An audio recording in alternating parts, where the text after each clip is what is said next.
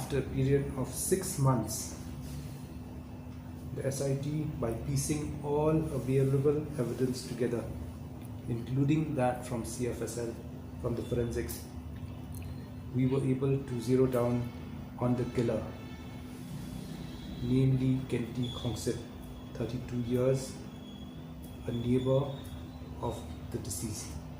The murder of the child happened at about 2:30 p.m. to 3 p.m. and it happened in the house of the accused. The body was taken in a white Yamaha RZ Scooty ML049622.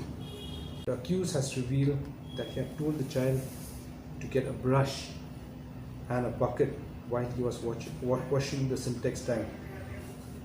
But the deceased, or the child, kept watching TV. Out of anger, due to the obstination of the child, when the boy came out of the house, he forcefully smothered him and put him in the syntax tank in a fit of rage. Later, he hid the body in the backyard. The killer then quietly kept the body in a plastic sack in the scooty of his cousin and left Lumarbo at about 4:40 p.m. and returned back in less than an hour after dumping the body on the roadside.